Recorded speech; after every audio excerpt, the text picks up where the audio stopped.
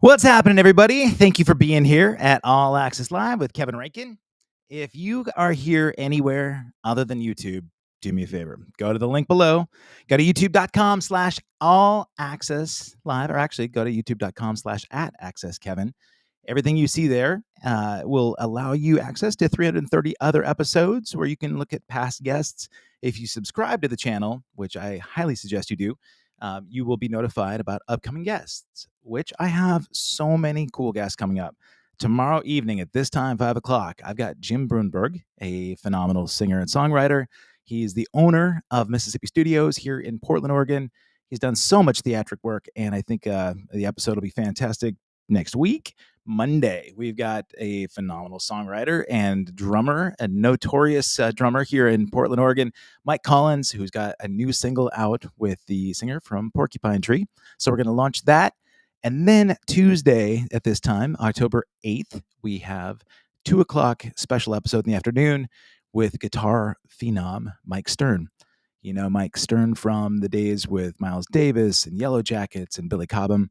He has a brand new record out, just returned from Asia, and he'll be on tour in Europe shortly after episode, but he'll talk about all those things and more. So you want to make sure you subscribe, youtube.com/@accesskevin. You can also become a member. And so members have access to certain episodes that are not privy to the public. They also get prize package opportunities like heavy metal stickers, a flock of seagulls passes, some lanyards, and some good stuff that way. So become a member if you'd like, but otherwise, please subscribe to the channel. Now, my guest today is one of the most incredible singers right here in the Portland area. You may have even seen him in the Ernest movie franchise back from the 80s. But more importantly, he's a phenomenal songwriter and singing instructor. He's got a whole group of people right here with him. So from his lovely abode here in Portland, Oregon, I've got Andrew Paul Woodworth.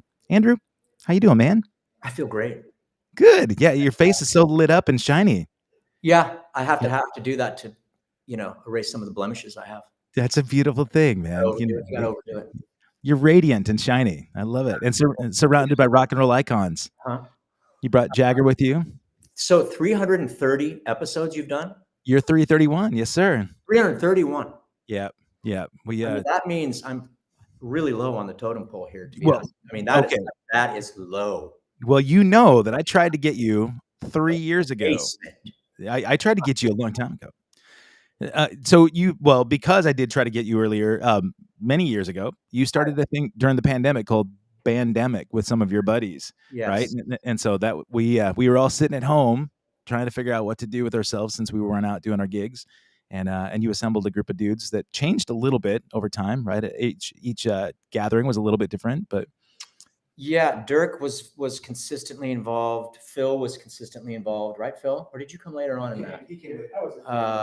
It was really a Dirk, Sullivan, and Andrew sort of partnership. Oh, and Mike Collins. That's right. Mike Collins. Yeah, man. My guest on Monday.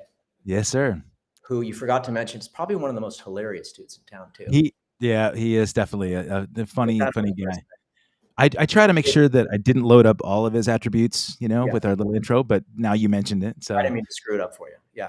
no, that's all good. Hey, one of your students is here in the chat. He's actually dialing in from Thailand right now. Caleb Rankin, good to see you, buddy. Caleb, awesome. Yeah, man. We were Is he just talking about Vietnamese? yeah.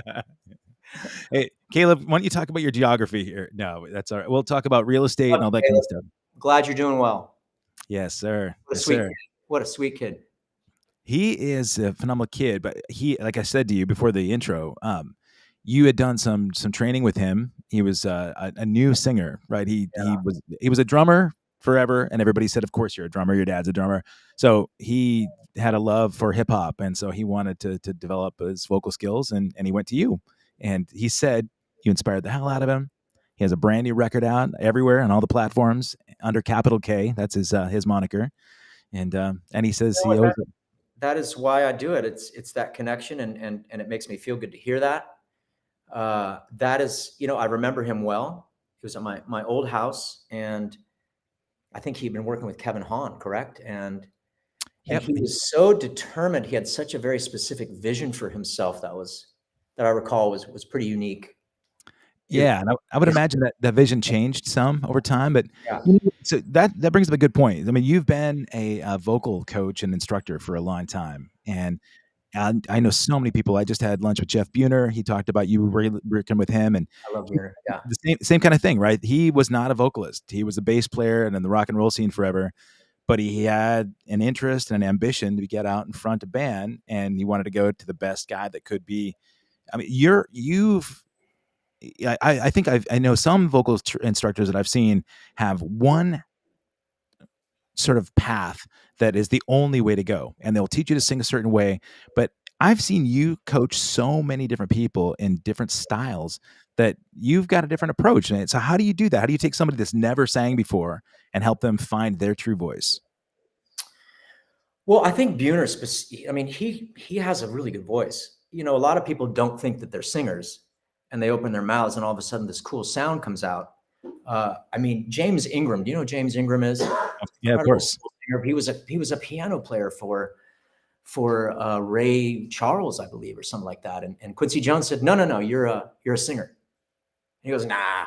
And then you hear him, and he's one of the best. So it's so shocking sometimes when these great voices. Jeff Buhner is a great rock singer. Yeah. And I think the only thing that one can do is try to get to know the person in front of them well. Don't make it about yourself, which I definitely don't try to do. And listen to what they want. Ask, what do they want? What kind of voice do they want? What are they? What kind of stories are they trying to tell? And I mean, there are technique issues that apply to everybody. But there are also things that apply to that specific person in front of you. So I think the best coaches adapt. And I ask a lot of questions at first, not even just about singing, but about one's life, about what you care about. And number one, that helps me teach. Number two, it relaxes people, and you're going to get better results when someone's relaxed. Yeah. Everything. I remember, I mean, I took a couple lessons from you as well. And we had the group lessons with your was it AC/DC Trinity? Yeah. And I was, I'm not a singer, and I back in cover band days, I would sing some lead on stuff, and I didn't sing properly at all. I sang with the wrong position and the wrong part of my body. But I remember, you talked about being relaxed. One of the things you had me do, I remember you had me lay down. You were talking about places to feel on my own sort of abdomen, to be able to find that place and really truly being able to push from a spot that I was always pushing from right here, and you talked about pushing, down from kind of a core, like really, I mean, it was almost like a sexual thing that you're pushing that, from that area. And I never would have thought about doing that, but I do remember feeling surprised, when stuff would come out of me that I thought, oh my God, I didn't even know that I could do that. I knew the kind of styles I liked, and I thought my voice might fit a certain style. But do you do that with some people? Do you say, you know what, you might think that that's what you sound like or what your voice might align with.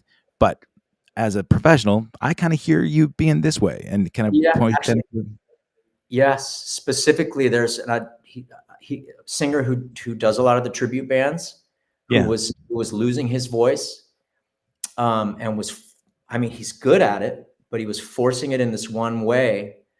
And I had him singing some crooner stuff because I wanted him to find a different place in his voice. It's going to help him with the upper stuff, but it's also going to get him to place it and support it differently.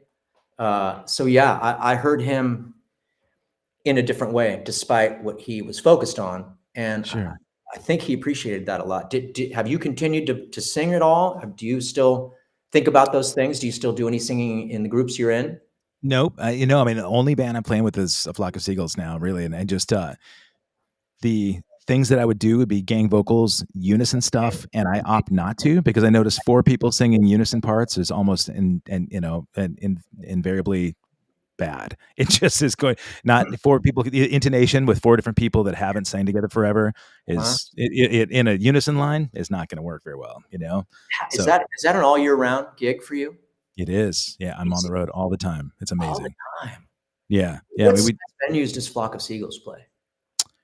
Um, usually theaters and small amphitheaters. We do anywhere from like 800 seaters to we did some 20,000 seaters this summer with package shows. When we were headlining 80s shows. In fact, your friend Danielle McKee from the Flirts. We've done tons. You know Danielle McKee? I do know. I had the Flirts on a couple months ago, and I love them. Danielle's amazing.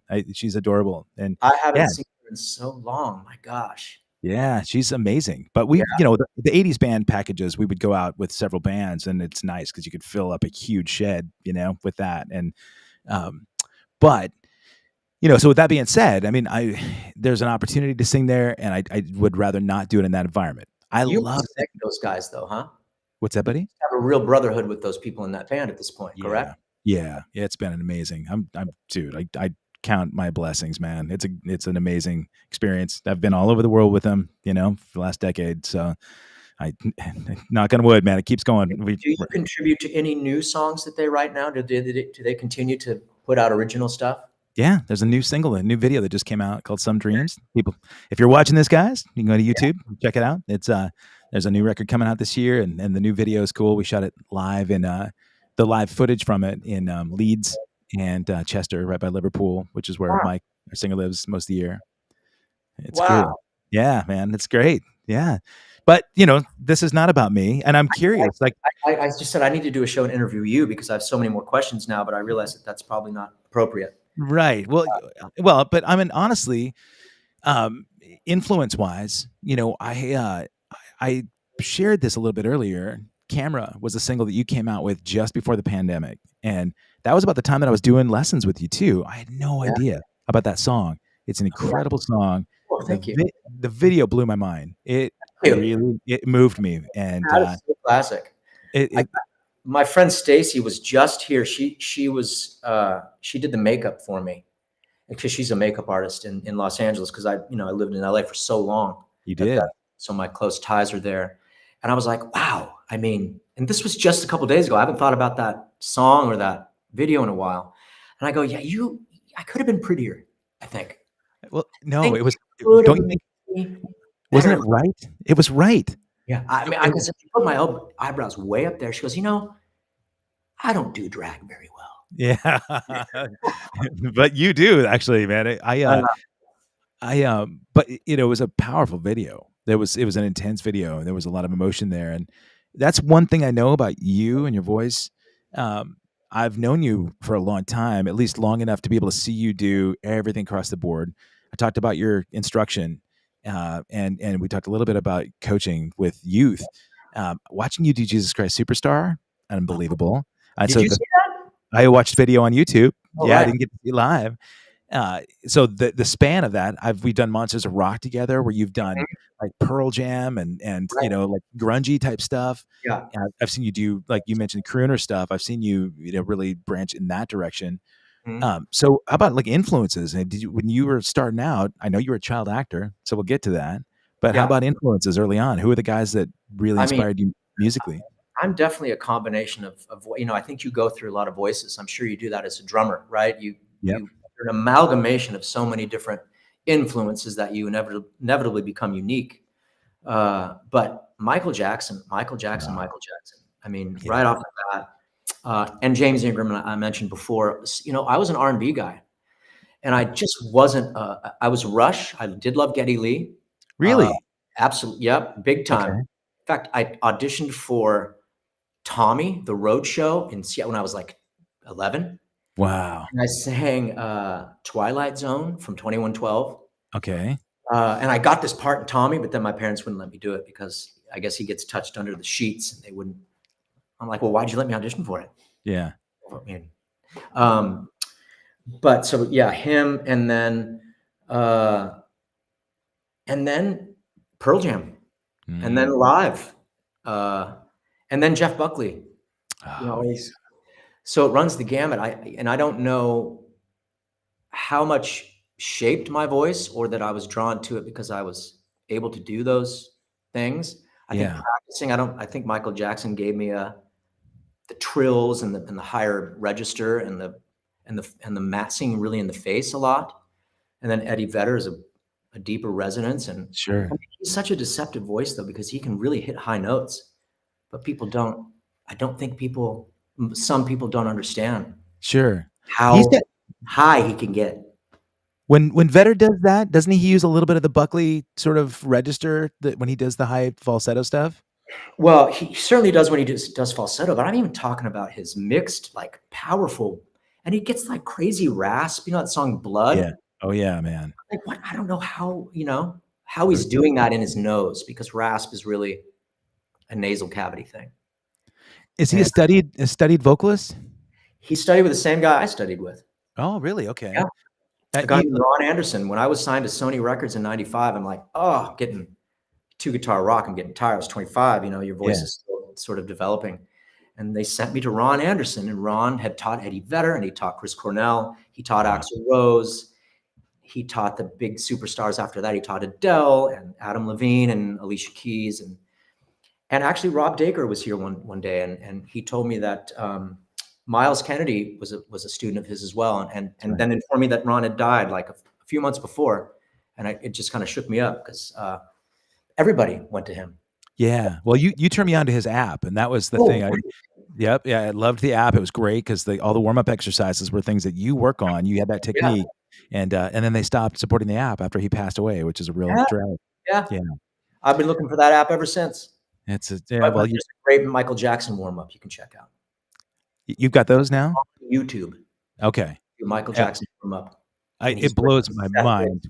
Like his precision. I have seen some of those on YouTube where you hear just the isolated vocal stuff that he does. And I mean, honestly, I think you know this. I'm a massive Prince fan. Prince is my favorite artist of all time. And people might not realize the range that he had too, but the precision that he had, isolated vocals and guitar and everything else that he did. I don't know why he does not get more attention for his singing. Yeah, you don't see him on the top lists of great singers, and it's weird. Yeah, it is. I think he's the best musician who's ever lived. I'm with you, man. I got to, he's the only artist I have tatted on me. But did you happen to see the We Are the World documentary on Netflix? I sure did. Oh my God.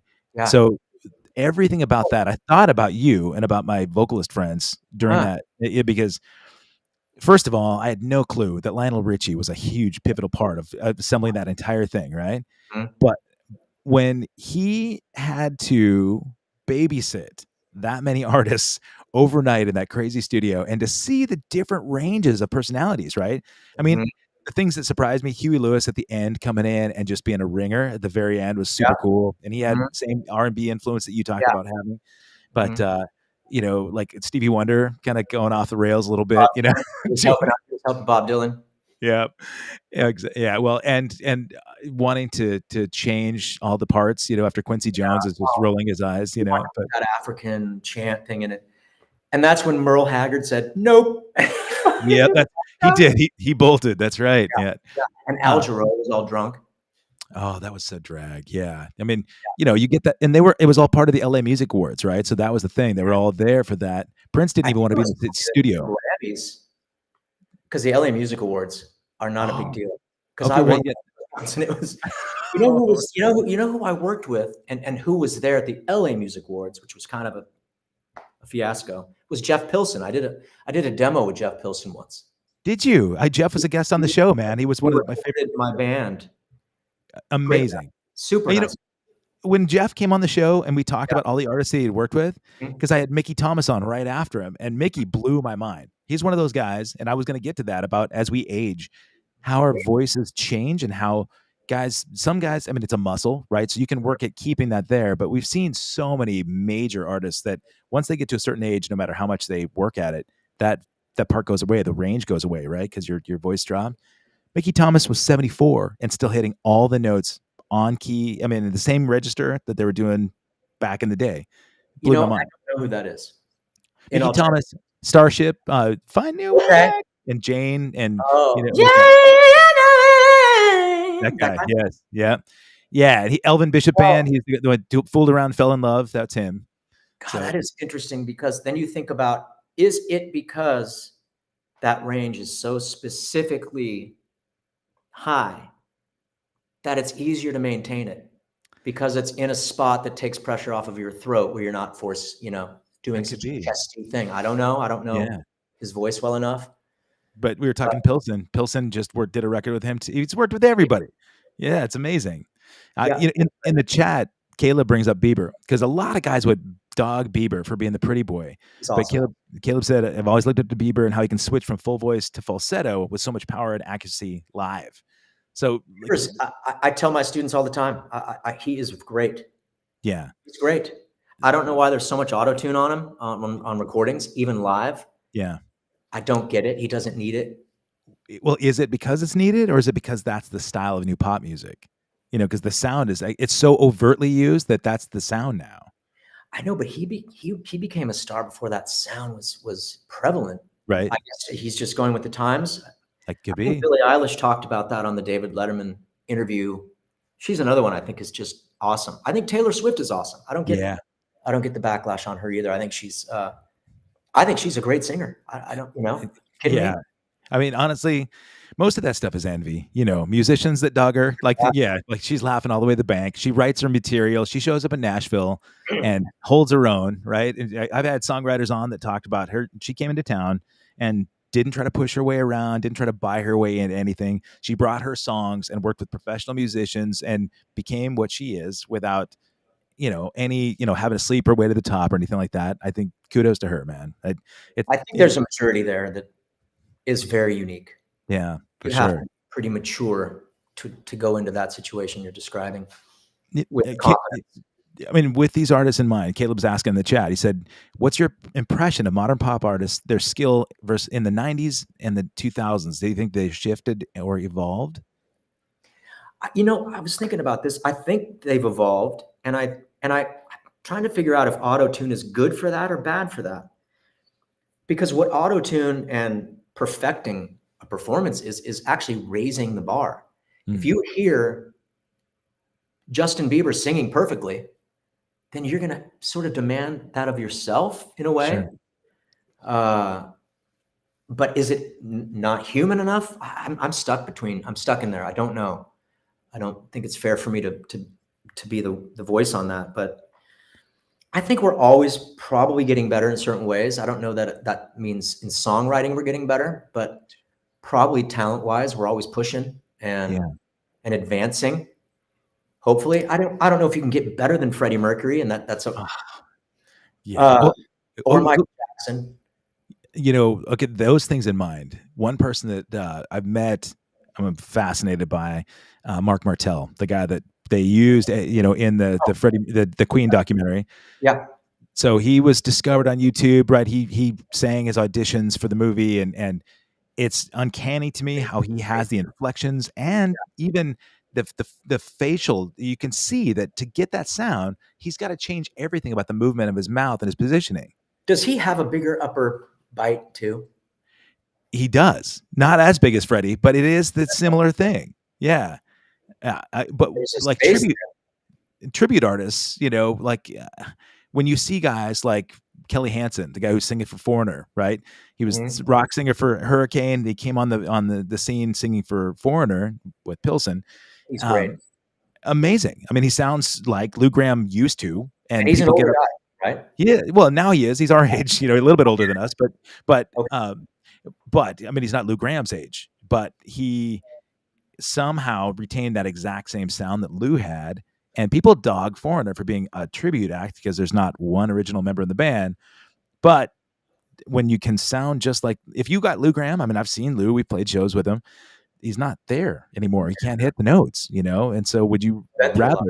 would you rather see your heroes kind of falter, or would you have to see, sort of an impression of the band that, I mean, there's always that conversation, right, about tribute acts. It's crazy, but Well, I mean, as a Pearl Jam fan, I'm not going to go see Pearl Jam without the members of Pearl Jam. sure. I don't think you would not want to go see Prince, really, right? Right. Well, okay, but in an alternate, if you took that genre, you're right. But like a couple of bands that came out that had a remarkable sort of transition. Alice in Chains came out. Lane Staley dies. They get William, forget his last name, but completely different sound. Sounds totally different. It's a different band. It's kind of what Van Halen did. After David Lee Roth, they got Sammy Hagar. Different band, completely different band, but I mean, different sound anyway. But people continued to support Van Halen just in a different way. Isn't it weird though? Because Sammy Hagar was kind of already known. Yeah, for sure. Yeah. That makes it a different equation. I mean, AC/DC, are you kidding me? Oh, there's the perfect example, right? You go from Bon Scott to Brian Start Johnson. selling even more albums with a Yeah. singer, quite frankly, who I don't find as compelling as Bon Scott. Sure. Well, It's great. Yeah. But Bon Scott, there's something real nasty in there, isn't there? Yeah. He had, there was a tonality. Just and nasty. Yeah. Yeah. I mean, Brian Johnson had grit, like almost so much grit that it was sandpaper and Yeah. not substantive stuff. But yeah, I didn't know that we were going to go down that rabbit hole, but it's fun. I mean, would you go see a Prince tribute and be like, that's not going to satisfy you? No, yeah, I can't even do it, man. I Like, can't even. depends on how much you idolize this thing you're going to see. Yeah. If you're going to see Foreigner just to go, woo, wah-bah, ning, ning, Yeah. Well, the songs are there. It's different than the artist, right? Yeah. But some people might be Lou Gramm, worshipers, and they're not going to buy it. I know music is an interesting, weird trip, isn't it? About why we like what we like, why it means. You can talk to people sometimes, they're like, I'm not really a music person. Yeah. Right.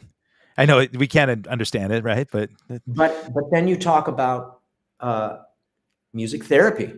Yeah. And then you're talking about how medicinal it is, how it helps people with Alzheimer's or jogs memory. And if you're not a music person, are you blocking something? Is there something, Yeah. What's going on there? Because music seems to be this mysterious, vital part of life that if I'm not a music person, interesting to me. Yeah. Right. I mean, I'm not a breathing person. That's what that sounds like to me. Yeah. I don't breathe air, but Not my thing.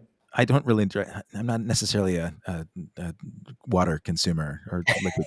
But Caleb wants to know if you have top 5 dead or alive singers. I do. I have a shirt. Eddie, Freddie, Michael, Stevie, Prince. Eddie, Freddie, Michael, Stevie, Prince. That's a great question, Caleb. Awesome. Oh, Yeah. Passion. Queen's another one. I mean, you talked about Freddie Mercury, probably the greatest, singer maybe of all time. I mean, it's, obviously those are all subjective things, but Eddie, Freddie, Mike. So Eddie Vedder. Yep. Freddie Mercury. Yep. Jackson, Stevie, Prince. Yeah.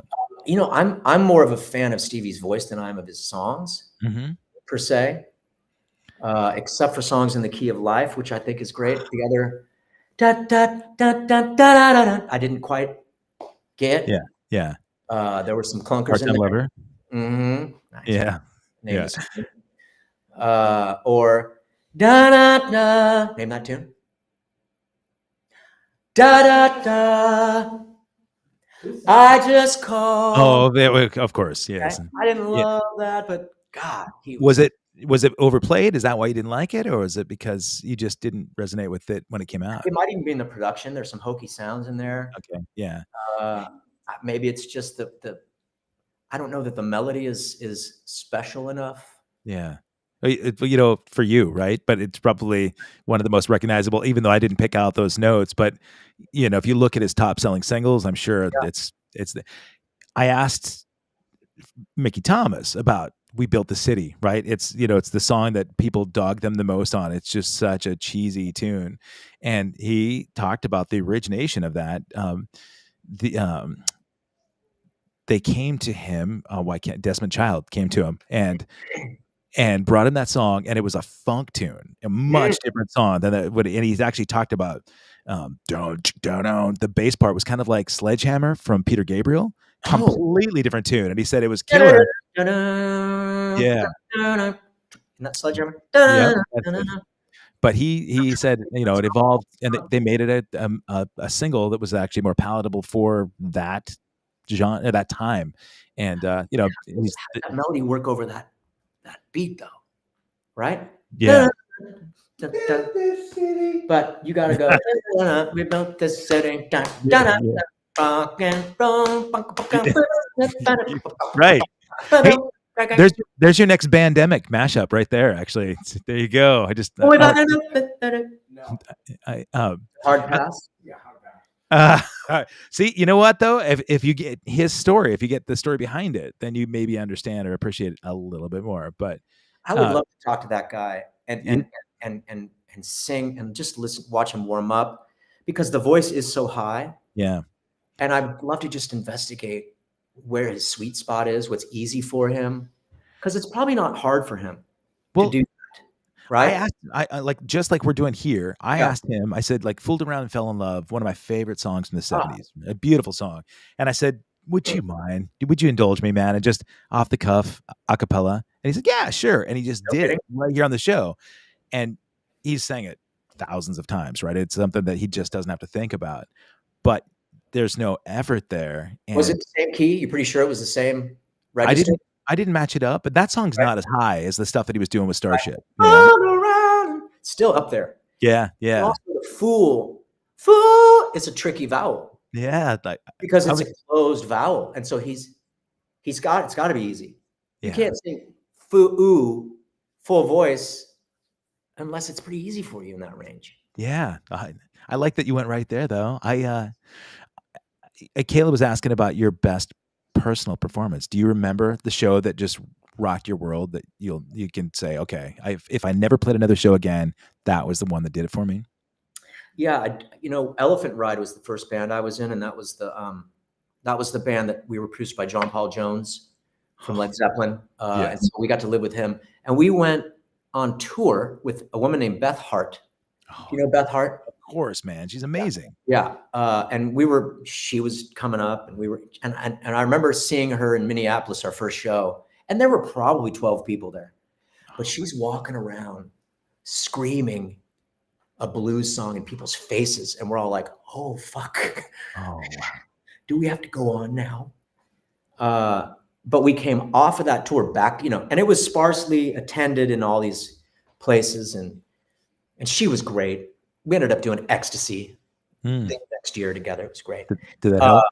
And we went to LA, and it was kind of like a homecoming, and we played the Troubadour. And it was, I remember coming off stage and collapsing, going, wow, that is, I didn't even remember it. Have you had shows like that? Oh, man. Or you don't really remember it? Have you guys had shows like that? And the audience is everything. Yeah. The audience is everything. Let's be honest. But you talked about how, some of those shows weren't as attended. I mean, you do get a certain amount of energy from the crowd. There's this synergistic thing. Oh, is that your call? That's Beth Hart right there saying, "Hey, can we go do another one of those shows at the Troubadour?" How do we get that off? Let me just do this. I don't know. Now everybody out there at least knows that Andrew's got a Mac, which is great. But it's my wife's. Yeah, that's all good. Boyfriend's you talked about that experience that we need it from the crowd. Yeah. So that kind of euphoria, Yeah. I mean, I've talked about this on the show before. Only I think maybe athletes can get this too, but there's a euphoria that it's unexplainable. It feels orgasmic in a way. There's something that happens, a synergy that happens where you're giving, you're receiving from the crowd. Your eyes, to me, man, your eyes roll back in your head. You get that flush feeling, and it you cannot explain it to somebody that's not been there. And for me, it's happened, man, a handful of times my entire life. Maybe 10 times in the thousands of shows I've gotten to do, where sometime that sweet spot hit and you don't want to lose it, man. It's the most elusive drug, right? It's the craziest thing, and it keeps me chasing it every single gig. I want it so bad. And a lot of it, you talk about the audience, but it's also, I've not done a solo show, right? So I wouldn't be able to go out and feel, I don't know how that would feel, but I need the camaraderie of my bandmates. I need that feeling where you're vibing off everybody else too. You're also back from the audience, back there in your own little island. Not that they're not paying attention to you, but being a front man, I'm sure, is different than being on the drums. And also as a singer, the sound matters a lot. Yeah. I remember opening for Deep Purple in Europe. Yeah. I was signed to a label out of Hamburg. And so I got to tour in Germany a lot. And we opened for Deep Purple. We opened for Uriah Heep and Thin Lizzy. Oh I opened for Uriah Heep and Thin Lizzy by myself. Solo. I walked out there with a guitar. These people did not know I was going to be there. And there were 1,200 people in these places. And I would walk out and people were like, you could hear the collective neck wrench of like, huh? Yeah. And I'm like, hello, liebe Leute. Ich bin Andrew Paul Woodworth aus Los Angeles, California. Here I go. And most of the time it didn't go well. Well, bonus points for speaking the language, though. Thank you. That's all I had. Was that Taiwanese? Well, who was singing for Deep Purple when you did that show? It was Ian Gillan. Ian Gillan. Okay. And Ian Gillan was Jesus and Jesus Christ Superstar on the album. Wow. And that was my hero. Jesus Christ Superstar was my thing when I was 10. Okay. So I got to stand on the side of the stage, and he was no shoes on and barefooted, and then John Sykes was singing for Thin Lizzy. Oh my God! Wow, incredible. And Uriah Heep was the other. I had no idea who Uriah Heep was. Never heard that in my life. No clue. I just didn't live in that world. I was not a hard rock guy. Sure. So it was a little lost on me. But Deep Purple was, at least I got to bring my band members on that one. But I remember being in those theaters, and when you can hear your voice bounce off and it's easy to sing, that can change your show as well. And I don't know if it's true if in your drums, I mean, now you're using in-ears, so it's always the same sound for you, correct? 90% of the shows I've got buds in, but I use wedges and monitors. Actually, I love using in-ears, but my band doesn't use them, and I want to feel and hear what they're hearing. So I'll just wear ear protection. But I love the feel of a sub down below me. But as a singer, I think in-ears are invaluable. We had this conversation. You might not remember it. Yeah. But our singer, because as he would age, there was a tendency to go flat, when we were live. And I hear this a lot from sort of legacy acts, right? That tendency is there as they get older. Within your monitors, you've got such a point of reference. Some of my dearest friends, like Kelly Kiki from Night Ranger, right? So Kelly, Sister Christian, when you close your eyes, like all those things. In that band? He's the singer for it's the drummer, but he sings the lead on those songs, and he's great. Sister Christian. He's amazing. My gosh.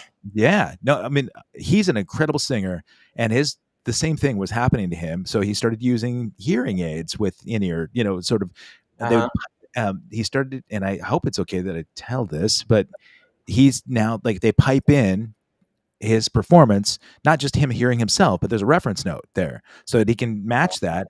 And the first I heard that was Klaus Meine from Scorpions doing this about 10 years ago. Klaus is, in his 70s, and having just a reference note to be able to follow and match that in their ears just allowed them to sing their natural thing without singing the tracks. And it seems like more guys are doing that now. Comes in before he starts his part. Yep, he's basically singing to himself. Like just a Christian. It'd be going even, and something will go, duh.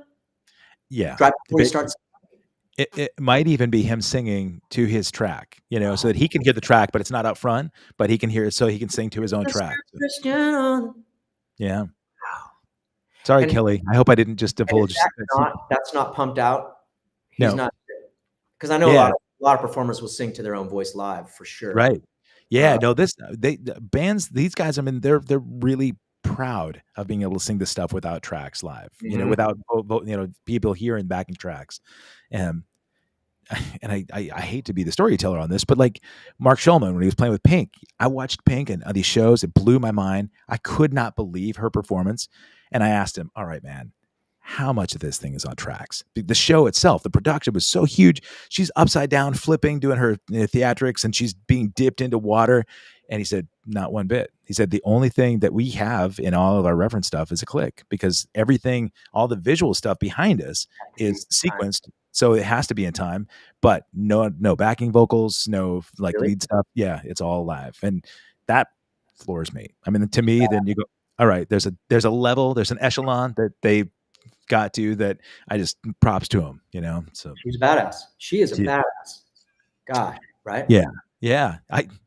I think she's, I mean, when I look at artists that are out there today, you know, as far as just all encompassing, you know, some people, like, I know that Caleb has talked to me a lot about guys like Chris Brown, amazing singer, amazing dancer, great performer, right? And that's how I see her. I see her as just the entire package. She can play all the instruments. She's got, you know, the sort of physical makeup to be able to do all the stuff that she does and still be captivating and, you know, and pretty damn inspiring, I would think, to maybe a little girl that's growing up that wants to be, you know, something bigger than, you know, than what's happening right there in school. And she can look at Alicia, you know, and just go, I want that. 100%. But anyway, to go back to Caleb's question, it was the Troubadour after we got off tour. There was just a special show. It was a combination of so many things.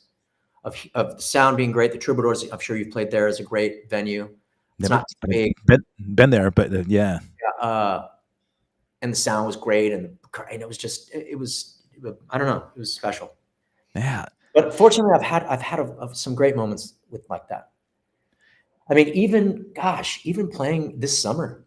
Yeah. With these guys at an Irish pub on the patio there have just been spectacular.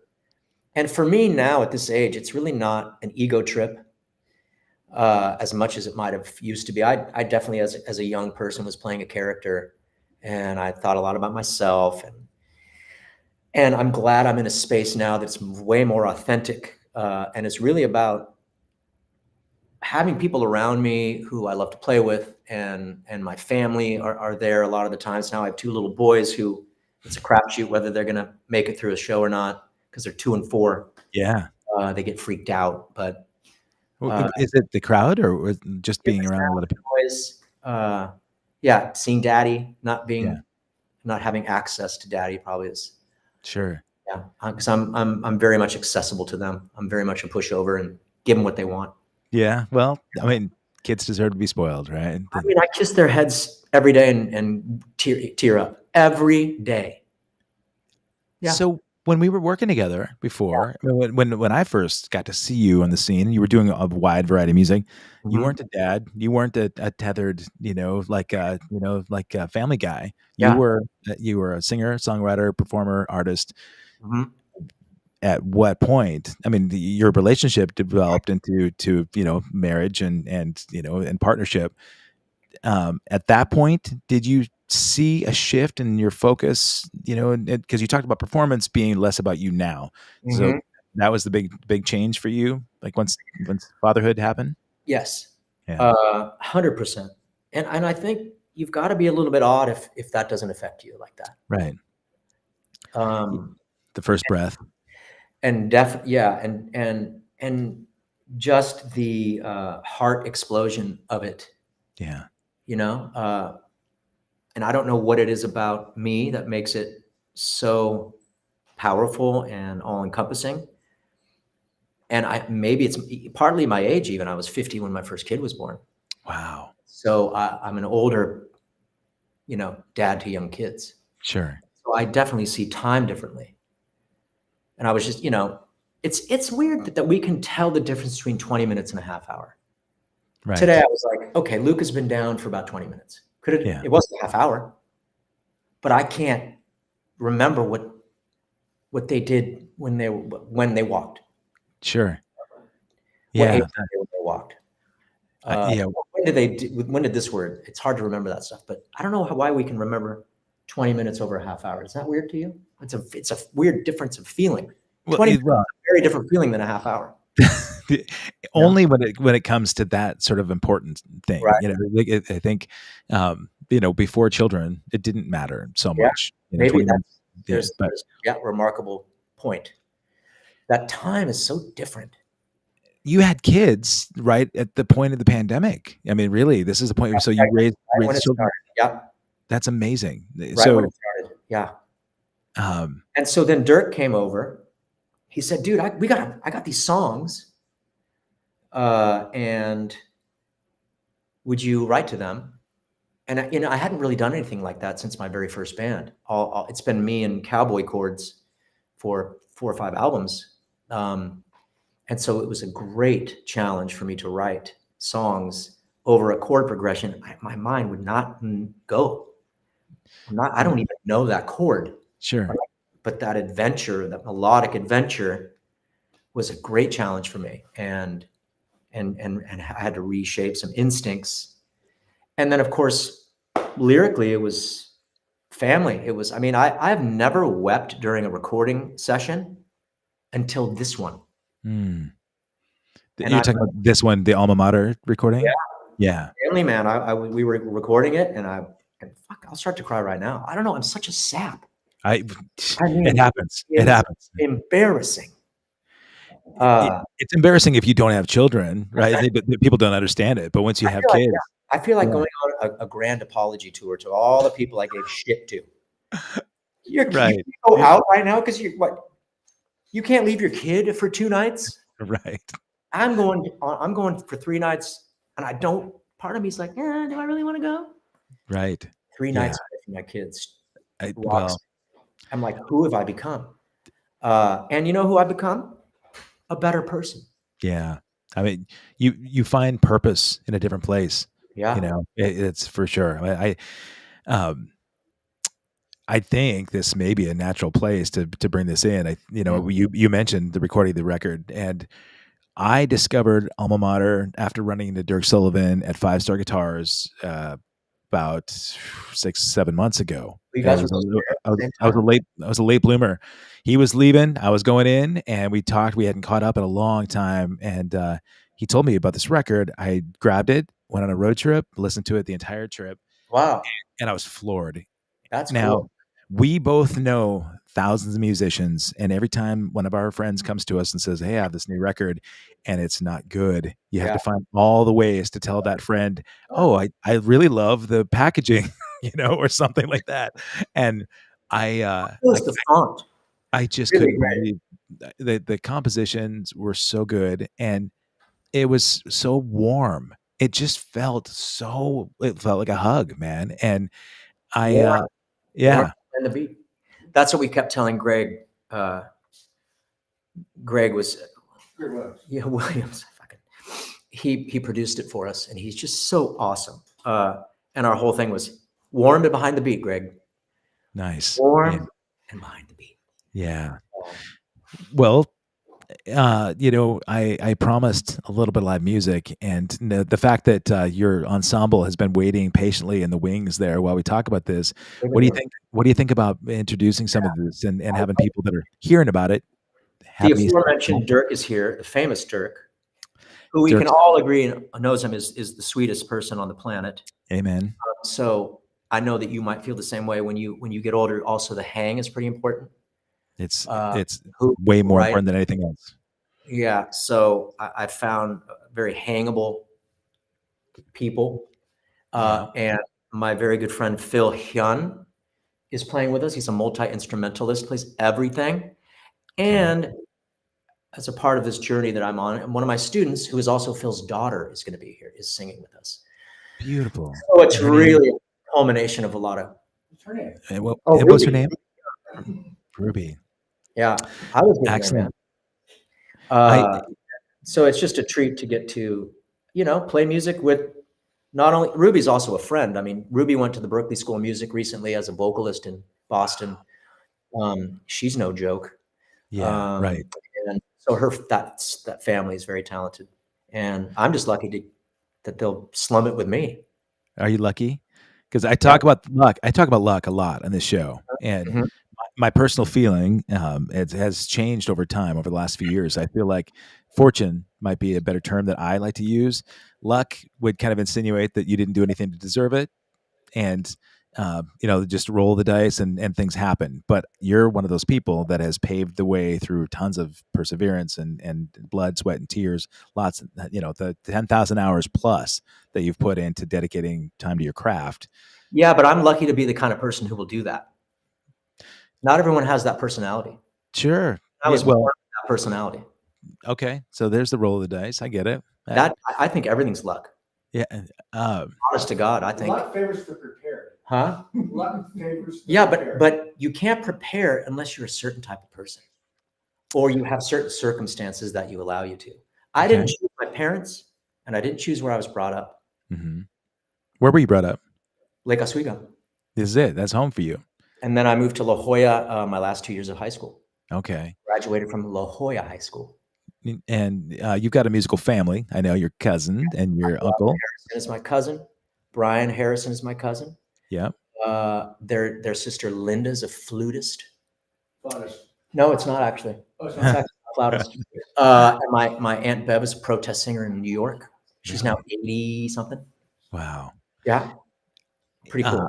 Yeah, no, I mean, so having that kind of influence before, you talked about your parents raising you in Lake O, did they introduce music at an early age and they have you go down the path of doing choir and piano lessons and all that? My parents weren't that musical, quite frankly.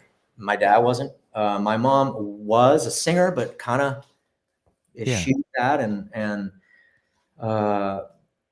we didn't listen to music all that much. My sister was my sister's 9 years older. Okay. So my sister was, check this out. Young grasshopper. Check out Kenny Loggins. Check out Michael McDonald. Check out Stevie Wonder all the time. And that's a huge part of it was Sister Julie. That's props. But then again, the other thing about, I think and you'll say, this about your kids, how much are they just born with? They're going to be interested in what they're interested in. Sure. I never have mentioned excavators to my 4-year-old.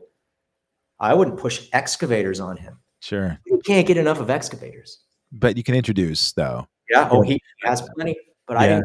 Hey, you want an excavator? Right. Yeah. He kept going, excavator. So if your son said, Dad, I'm trying to decide between excavation and a life of a music career, which direction are you pointing them, or guiding, or at least supporting and encouraging? God, if he's deciding between that, I think I probably have to check the DNA and well, it's probably somebody else's kid. Yeah. I'd have to ask some serious questions. Well, the questions, the things might be, well, Dad, I saw your path versus my friend's dad's path, my friend's dad was a musician, but he never could get outside the basement. He wanted to play music professionally and he could never get gigs. He could never find a band that was a great ensemble. So he chased it his entire career, died broke, didn't ever have any success, like either financial success or just personal success in that. And so chasing that dream crushed him. I think you have to decide whether or not is success making a lot of money or is success being great at it. And I think if you're choosing to be great at it, do that. Yeah. Just because you want to make a bunch of money and be famous, go put a hard hat on. Maybe what I'm saying is the industry is difficult. It's a challenge, and being great at it, it certainly doesn't ensure that you're going to have an audience, right? Agreed. But And so, my students come in here and I'm like, you know what? Why not you?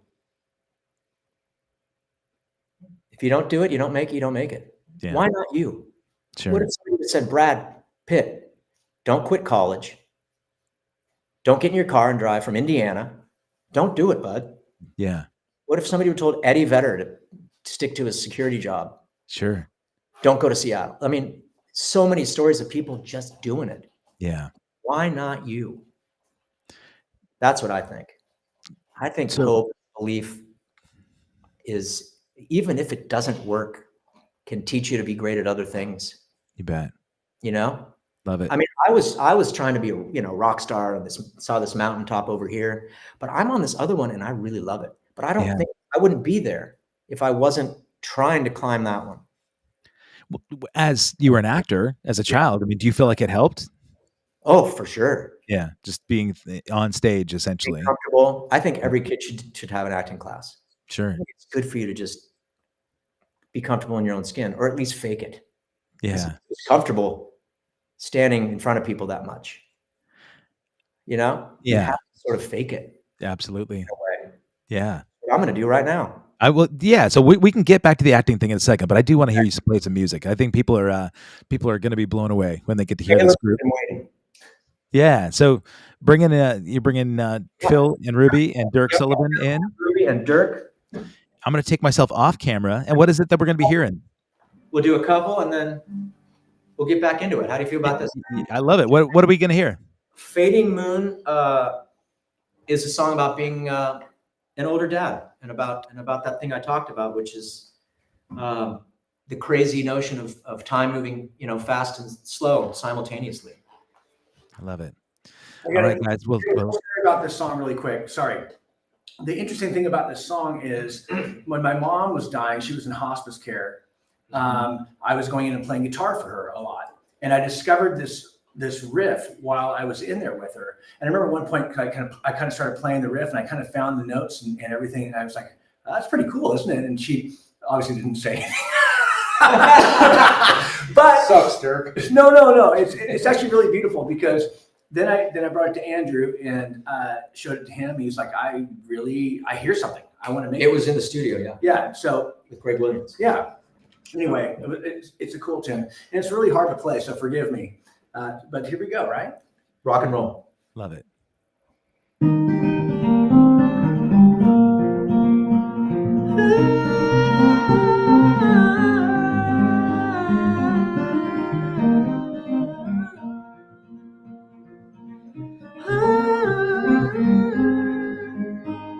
Still wild enough to be a human. I will man it up to be a woman. I don't know what it means. But I know what it feels like. And I know that I'm prone to believe that I'll be gone while you're still young. Did I wait too long? I'm sorry. I have not learned to live first. One day I'll be gone. Don't worry. Time's just a four-letter word.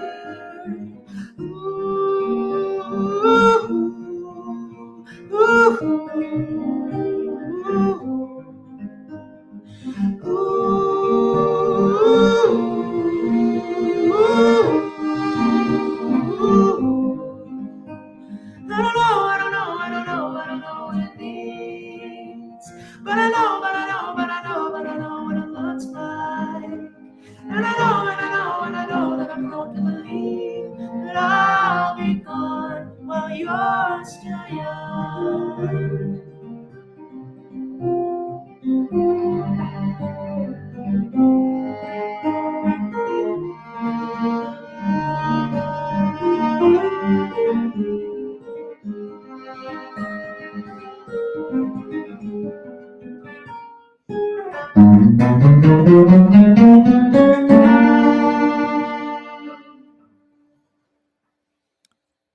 that's beautiful. Incredible. Love is real. Why try to fight it? It's more like a pearl. It's like a diamond. I don't know what it means. But I know what it feels like. And I know that I'm going to believe that I'll be gone while you're still young. Now I know what it means. Cause I don't wanna be right. And I know that I'm gonna believe that our time will be long, gone too soon, and just become fading moon, rising sun.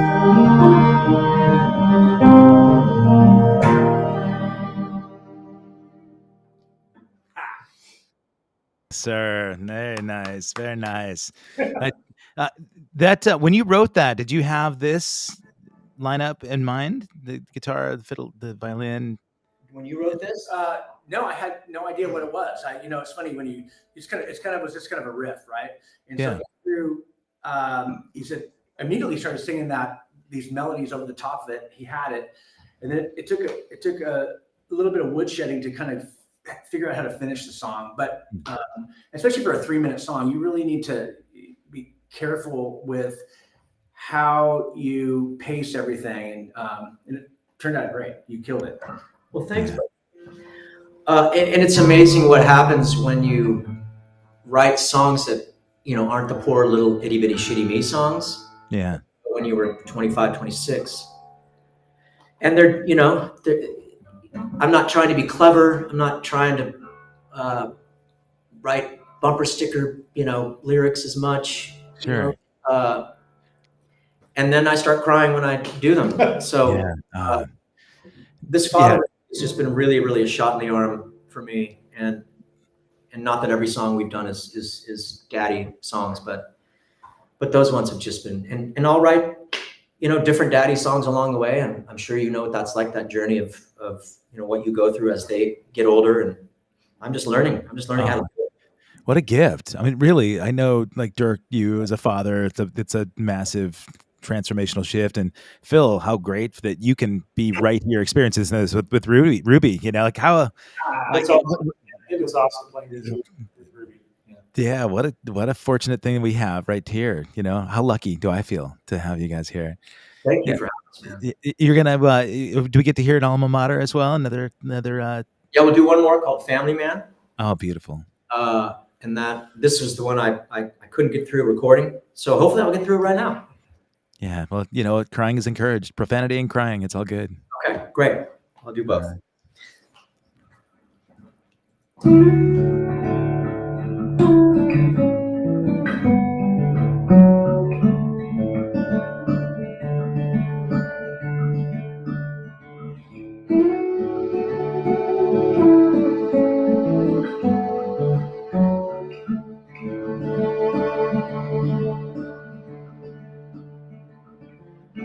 Let this room release like an atom bomb.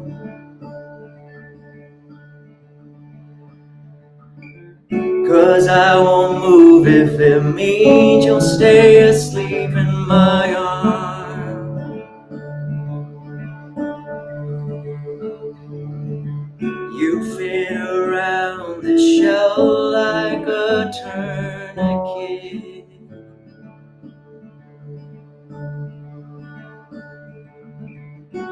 Wide awake and well with the blood that you led.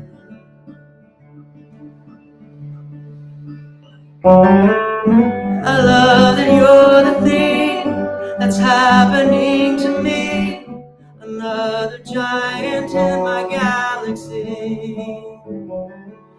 Done everything I can to be the family man. And it's becoming more than I can stand.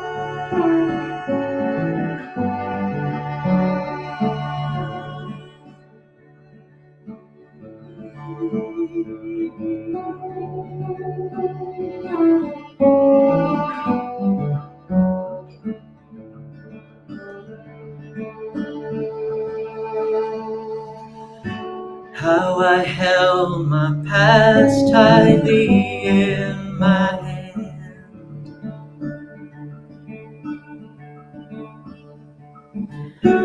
It was up to me to let go or be dragged.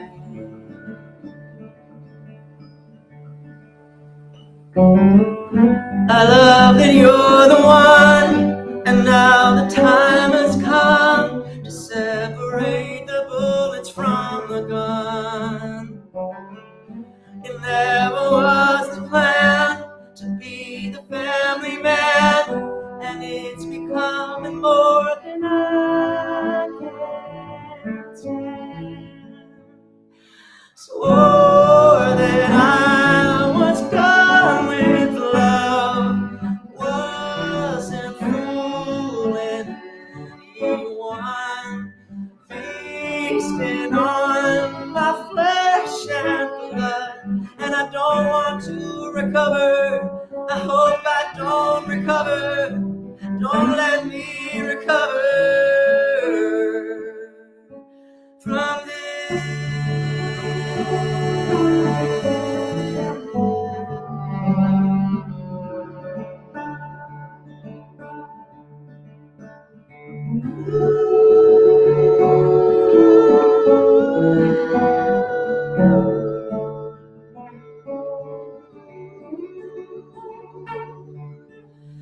I love that you're the beat that needs and takes from me another glimmer in my search for peace. It never was the plan to be the family man, and it's becoming more than I am. Fighting for my sanity, gonna give it everything. Giving up just isn't me, and I don't want to recover. I hope I don't recover. Please don't let me recover from this.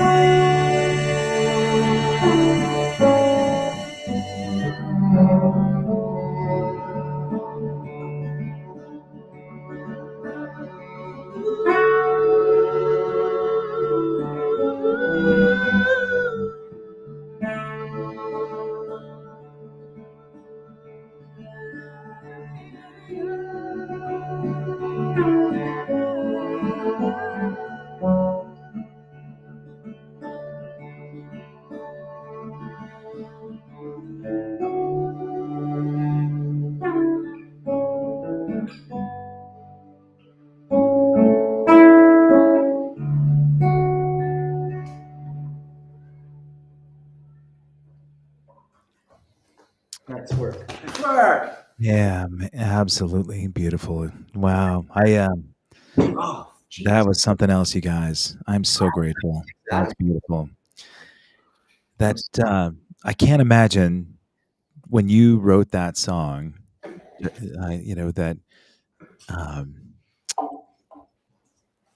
that you could picture it meaning so much, at this point right now, man. That is just beautiful. No, definitely not. Yeah. And it's funny because I remember Dirk showing me that riff. I was like, oh, that's so moody. You're in his house. Well, there's an interesting thing with that one is that I was messing around with that riff, and my son was home. It was during the pandemic. He was home from his freshman year of college, and was that really it? Yeah, God damn, it was that long ago. And he brought it. And I would have lost it, except for Riley looked at me and said, "That's awesome." Yeah. Play it again, and I was like, "Oh my God," because it was just a one-off thing. Yeah. It would have been one of those things. It's like you come out, you play something, it's like poof, it's gone. You never remember it. And If it wasn't for Riley, this song would not exist. And that's your son, and I didn't even connect that, but and I'm going to have that relationship with my sons at some point where they actually like what I'm doing. Right. Tell me to shut up when I'm singing. But to have, and I know you have such a great relationship with your son, and to respect their opinion about what you're doing so much that you took it that seriously. Yeah. Well, if anybody likes what I do, I'm going to listen to it. It doesn't matter. It doesn't matter. Not that it doesn't matter. It was just a cool moment. But your son's, Yeah. his opinion is important. Yeah, yeah. You No, told me that. it's important. Yeah, both my kids. Yeah. Almost more important, right? Because it's hard to be, Yeah. objective about your own material and your own art, to be able to stand back and have somebody so close to you that's meaningful, just see it from a different perspective and appreciate it that way, right? Like, And it's, both, as someone who wrote a certain way for so long, I wrote very similar lyric-driven songs for so long. I was a single man for so long, and yeah, drank too much for so long. I don't even drink anymore, So, Yeah. So I can't write about that. What am I going to do?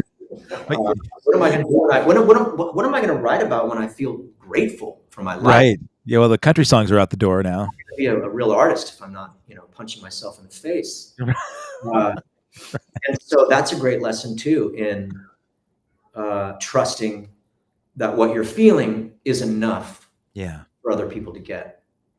True in acting, true in writing now for me it's a great lesson in write what you feel. Absolutely. Right. I got a question for Ruby. Ruby, going off to Berklee School of Music, have you finished there already, or did you just go? No, I went for 2 years, and now I'm taking some time to reassess my career path. Yeah. I ask because I've had friends opt out, before going. They were intimidated. I've had friends that have made it through the entire program that have different opinion about how it affected their overall career in music or direction in music. It's obviously regarded as one of the greatest music, educational facilities on the planet, and some of the most amazing artists have come from there. So 2 years of that, how do you feel like, when you came back are you back in Portland now? Yeah. Okay, and you're studying with Andrew.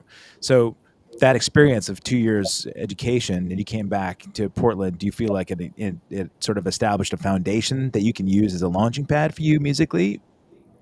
Yeah, definitely. I definitely learned a lot of really interesting things, even if I don't use it in like a job, but definitely performance-wise and theory-wise, and a lot of the classes, I definitely drew a lot out of it. I heard If you talking to one of her friends the other day who was asking for some advice about something, and she started talking about circles of fifths and all this theory stuff, and I was just blown away. I was like, Yeah. oh my gosh, because she was just talking about it like it's every day. Right. Wait, she actually paid attention in college? That's beautiful.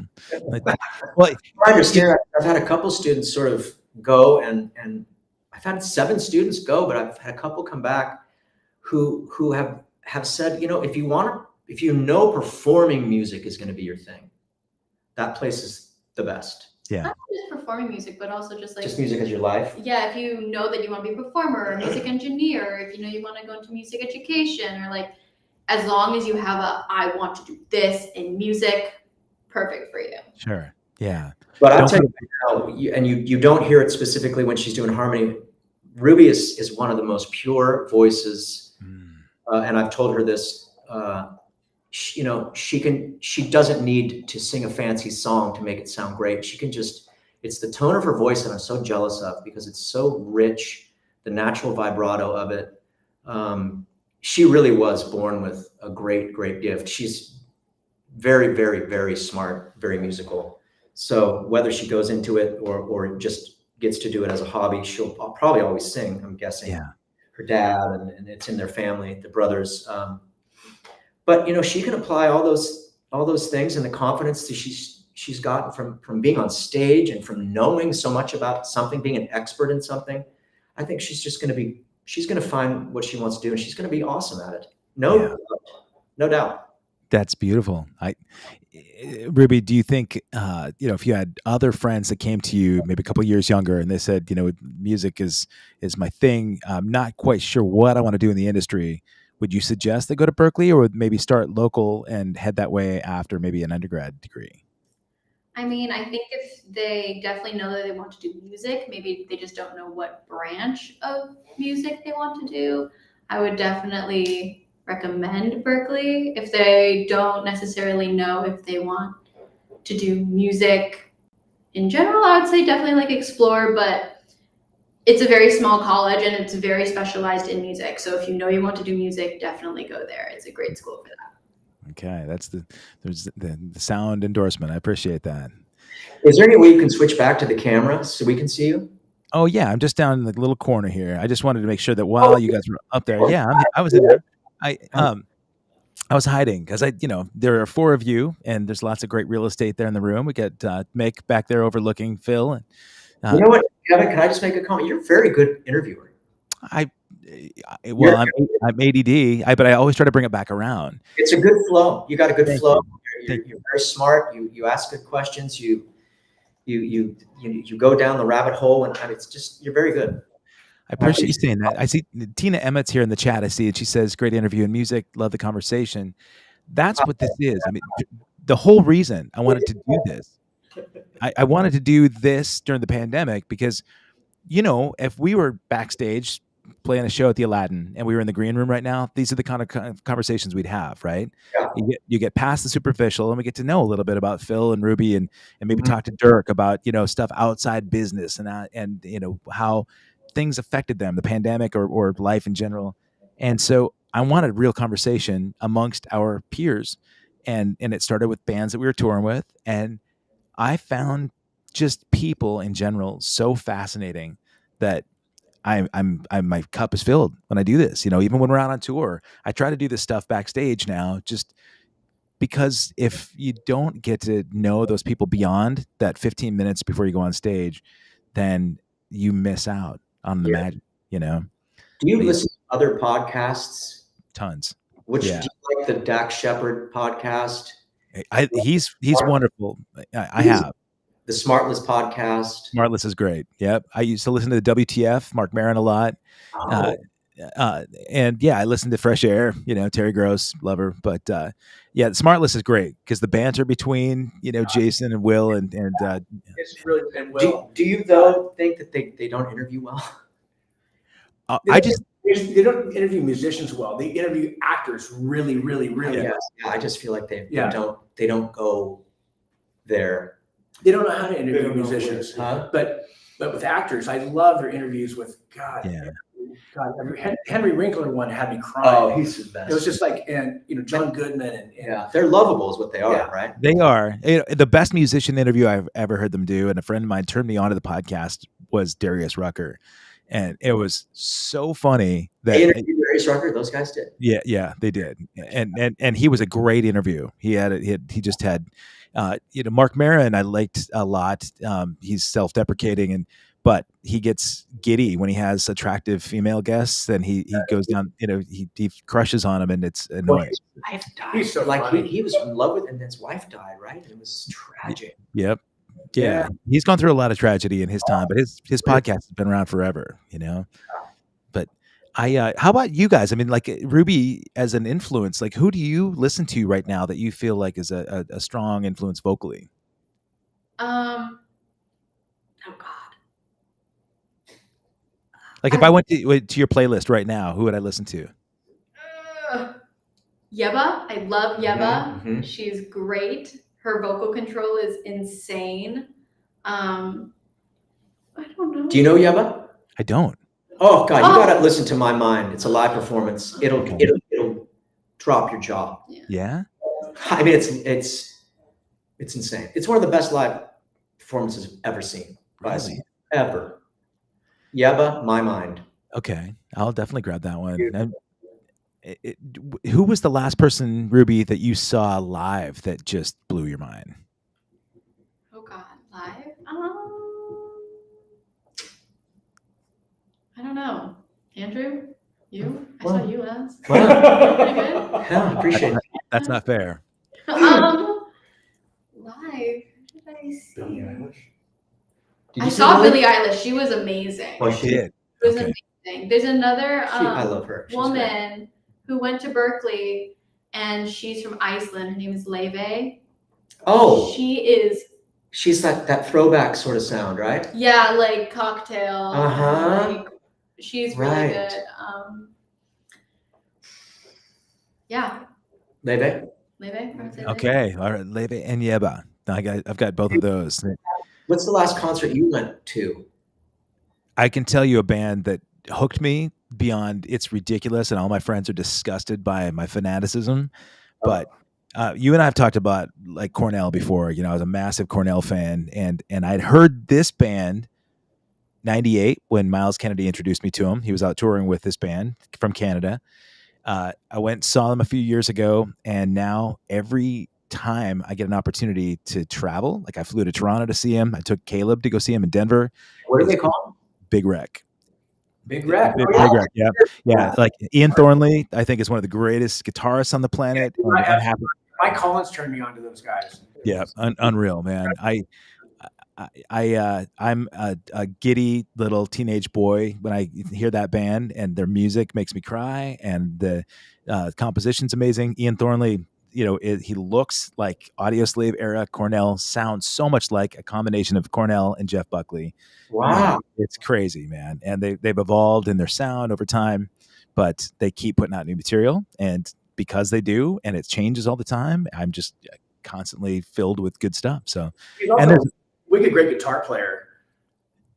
The guy from Big Wreck. Check it out. yeah, he's one of the best guitarists I've ever heard, and He does all. Yeah, it's incredible. yeah, like Caleb had heard me and was sick of me bragging on how much I love this band until I took him to see him in Denver about 8-9 months ago, and he said, "I get it. That's probably the greatest guitarist I've ever seen in my life." Wow. It was unreal, and What venue in Denver? it was the Paramount. No, it wasn't. It was actually I just saw John Anderson at the Paramount, who another guy. His voice at 79 is exactly like it was with Yes back in the day. John Anderson blew my mind. It was crazy. Yeah, he sings on the first track of Trip the Witch. Have you heard that record? No. Oh my God, yeah. Dean DeLeo from Stone Temple Stone Temple Pilots Yeah. collaboration. He made this almost all instrumental record, but the first track on it, John Anderson sings, and it's insane. God. Yeah, that it's not even believable how great his voice was. And, you know, and he's going to be 80 this year, you know, but And Yes had real problems. You know, Brian Foraker was our engineer for the first record I did, and I think he engineered, I'm not sure which Yes record it was, but he said they couldn't be in the same room. Like John, would you say his name was? Anderson. John Anderson. He wasn't in the studio with those guys at the same time. That happens. They couldn't.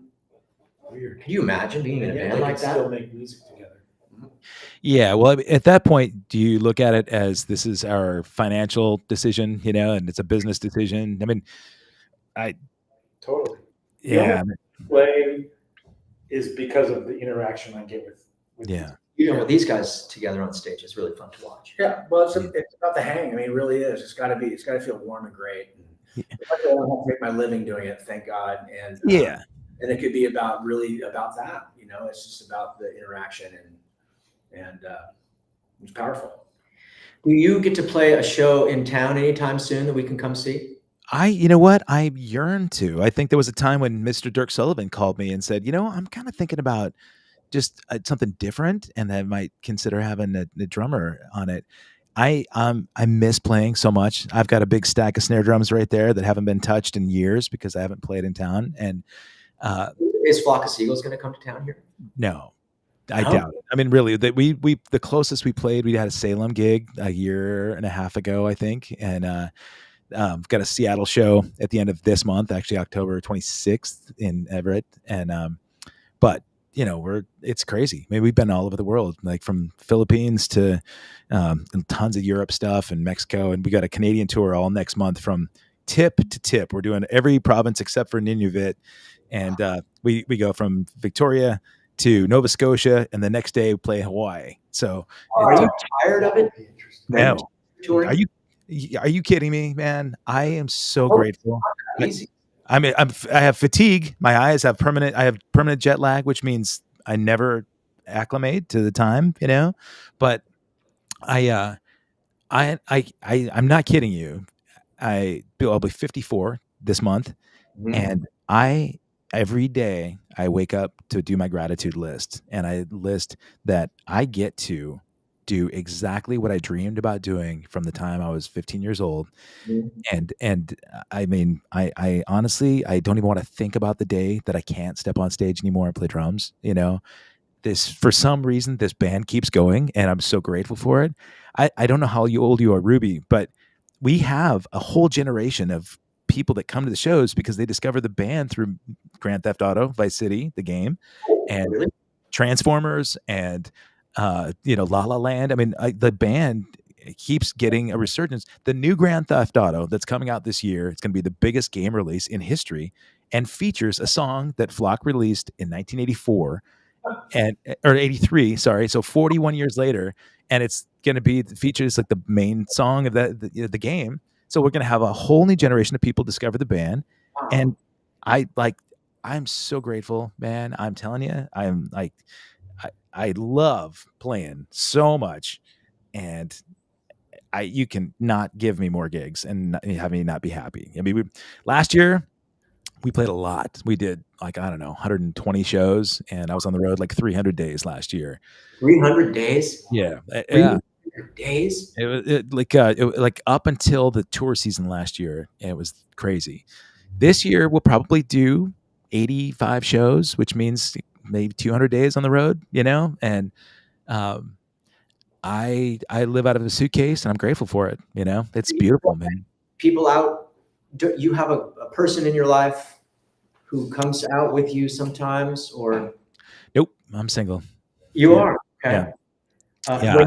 When you've had those relationships, is it hard? Is that Yeah. make it impossible? It I was married 28 years, and to my childhood sweetheart, we were 12 when we met. So Wow. our relationship developed as my fanaticism for music did. And she always supported it. It was very, very easy for her to understand that it was such a big priority in my life that she didn't want to create a resentment, and she supported it. As we had kids and everything, that was tough, right? Because I was gone some, but I wasn't touring like I am now. It was like a beautiful point in my life where once the kids got old enough, then I was able to go out and do what we're doing. But after that relationship, who I'm best friends with my ex-wife, the mother of my children, subsequent relationships, it's a difficult thing because they walk into it not understanding that the mistress of music is something that it's hard, but it's got to be shared, and so it's a real thing. But hey, Journey writes it best, That one? That's the one. Yes. That's Yeah.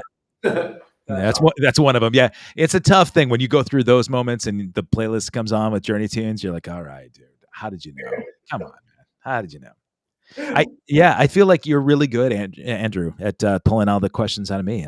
That's what Smartless does. Those guys just vamp on each other, and you never really get to the questions with the guest itself, By the way, I saw Kevin Hahn do Stone in Love this summer, and it was fucking great. Yeah.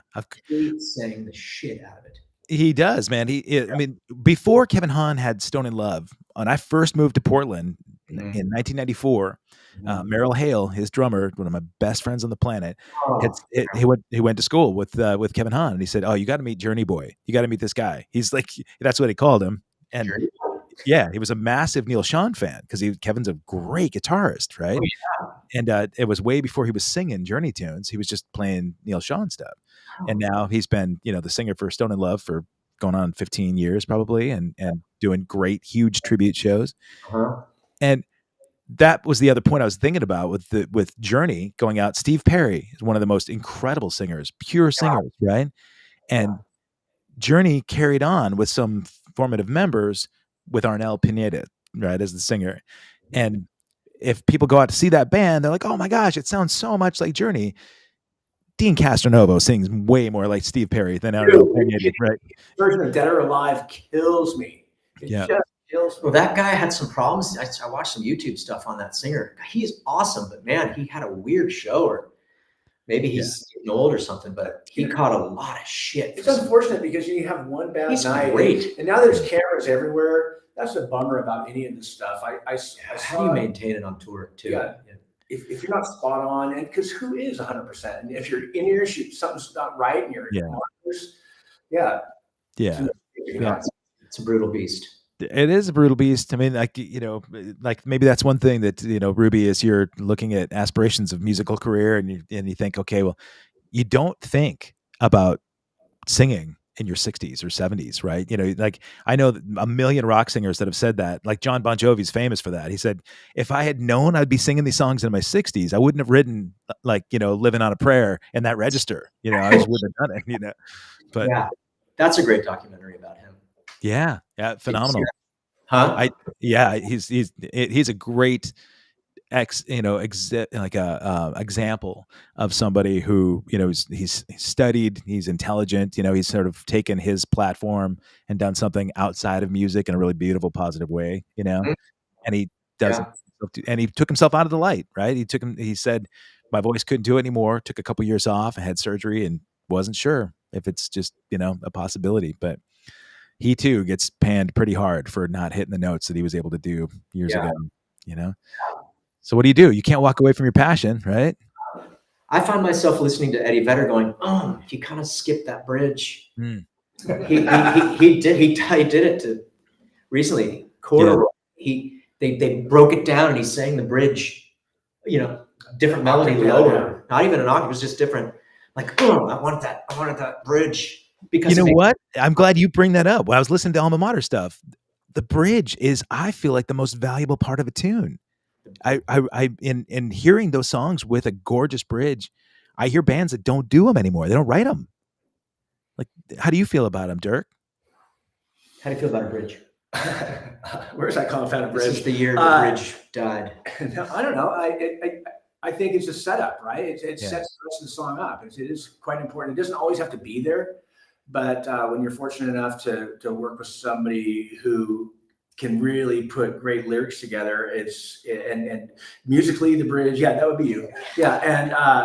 Musically it's important, but if the vocals can support it and take it to the next level, then that's really it. It's the silver platter, right? You know what I mean? It's the silver platter coming in to deliver the chorus. Do you have a favorite bridge of all time? Because I do.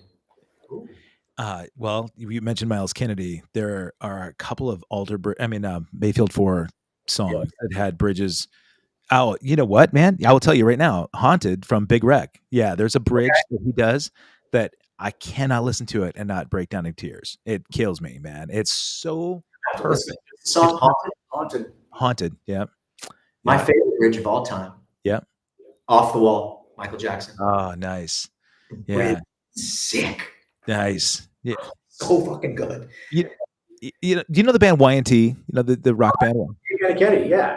All right. So Mike Vanderheel, their drummer, came out to our show about 2 weeks ago in Saratoga so we were playing with Wang Chung, and he said, dude, Wang Chung has the greatest single song as a bridge in Everybody Wang Chung Tonight. That song, the bridge itself, he said, if you just took that bridge, that song itself is the greatest song. That's it. Yep. That's it. Yeah. How crazy is that? That, you know, like the hard rock dude is picking that out of Wang Chung. I love it. But all right. So yeah, I'm gonna have to just pull out Off the Wall again because I love a good bridge, man. Phil, do you have a bridge in mind that you'd like a lot? Boy, that's a tough one. I was just going to comment on how much I love In Fading Moon for such a short song. It has these very interesting. It just has these interesting parts.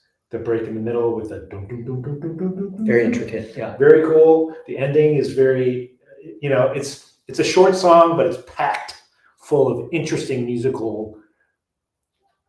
Yeah, I think that's kind of the cool. Thank you very, very much. I think that song is a really unique. It was easy for us to put together, and it's got a lot going on, but it doesn't come off that way. It's very natural. When you listen, it's not like separated. It doesn't come off like something that's got like a zillion parts. It's just, it just flows really naturally and very organically, and that's something I'm very proud of with that piece. It's kind of like how it's getting dark in this garage organically. Yeah, right.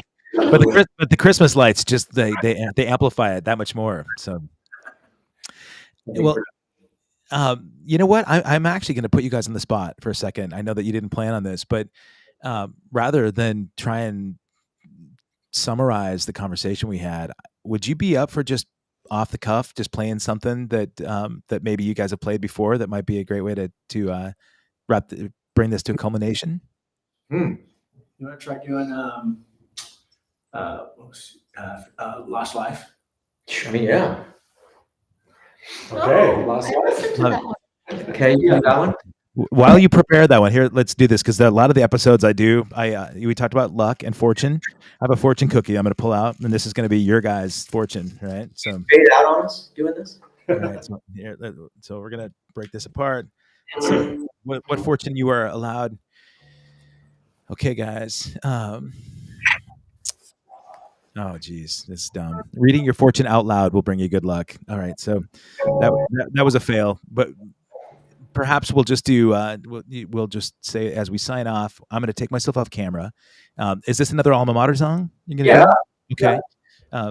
So let me just thank you guys. First of all, Ruby, Andrew, Dirk, and Phil. I really appreciate you guys giving up your evening to share this with me, and for all of your respective people in your lives doing this. Andrew Paul Woodworth. Guys, if you got here late, go to andrewpaulwoodworth.com. It's a little outdated, doesn't have all of his upcoming shows on it, right? I'm not good at that. That's all right. Well, I'm happy to help if you ever need, but I want people to know that if they wanted to come and see you live, where might they see you next? I'm gonna update it. Okay. Where will they see you next playing live? You got nothing. No, I don't have anything right now, but we will. We'll obviously, I do a lot of guest singing with the Low Bar Chorale. Yeah, great band. The Jesus thing. And Ben Landsverk. Do you know Ben Landsverk? I do. Have you interviewed Ben Landsverk? No, it'd be a fun one. He's amazing. That guy's amazing.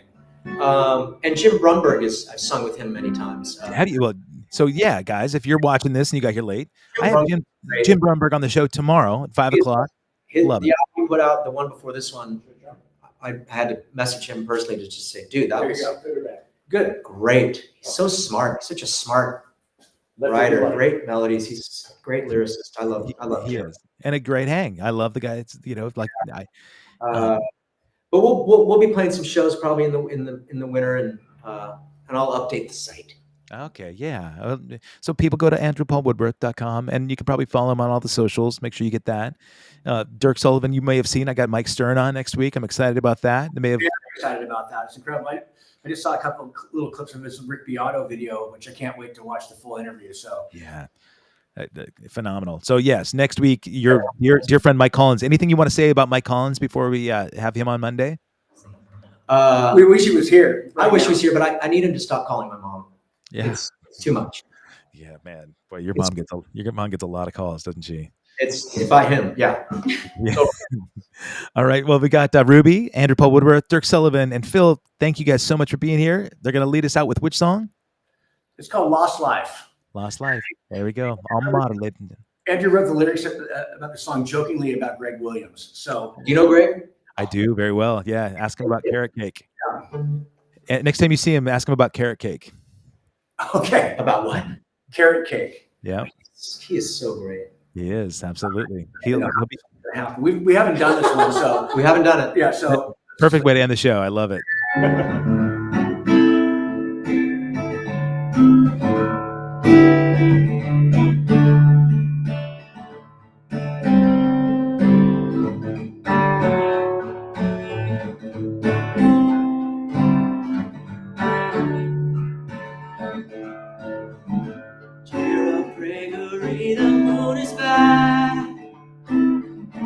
Open the curtain and let that luminous light in.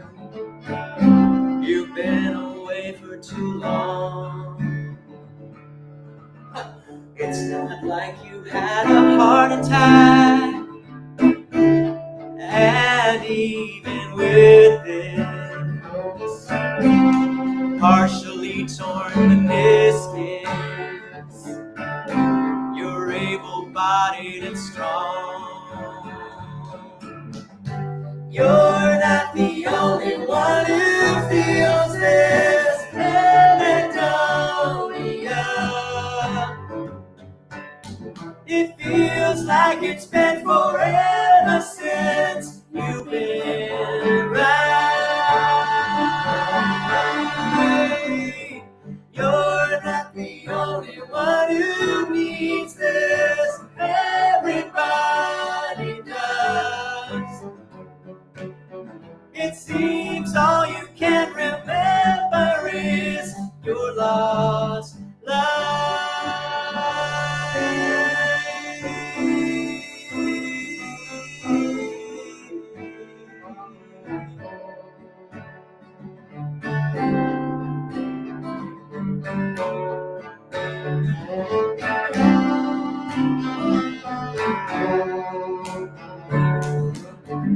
Cheer up, Gregory, your friends are out.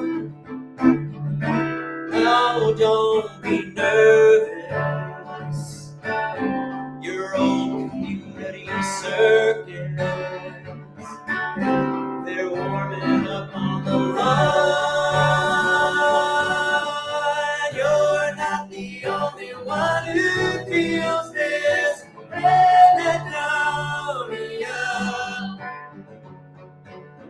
It feels like it's been forever since you've been right. You're not the only one who needs this. Everybody does. It seems all you can remember is your lost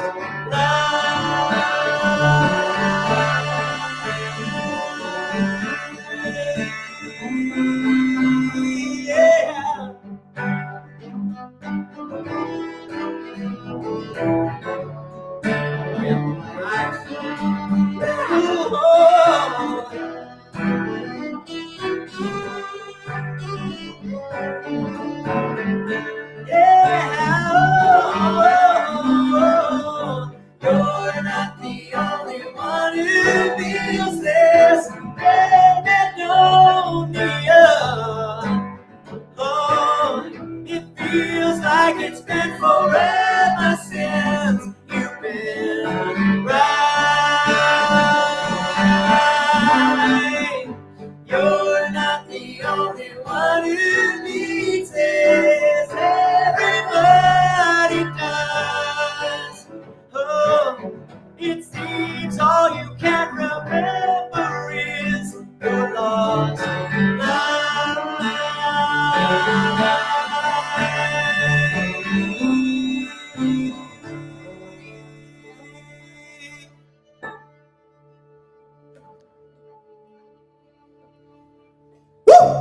Yes, sir. Fantastic. Thank you guys so much for this. What a beautiful, I can't believe off the cuff, man. You just pulled that off. Sounds amazing. Amazing. I want to thank these people for being here for me. That makes me feel pretty cool. Yeah, man. You surround yourself with goodness, and really congratulations to both your boys and your bride and Dirk and Phil and Ruby. Thank you guys so much for being here, folks. I would love it if you do me a favor. I hate to make this about the channel, but please do subscribe to this channel. Go to youtube.com/@accesskevin. I want to share magic like this with everybody. So I want to get the word out. Beautiful musicians and artists coming up. Jim Broomberg tomorrow, Mike Collins on Monday, Mike Stern on Tuesday. Lots of great guests coming up. So please subscribe, share this, like the video, and go out and find some great music and be inspired. And if you're interested in taking vocal lessons, you're looking at the guy to do it. Andrew Paul Woodworth. He's the man. He's the only one. So You're a good man. thank you, brother. Thank you. Thank you very much, Kevin. Love you, Kevin.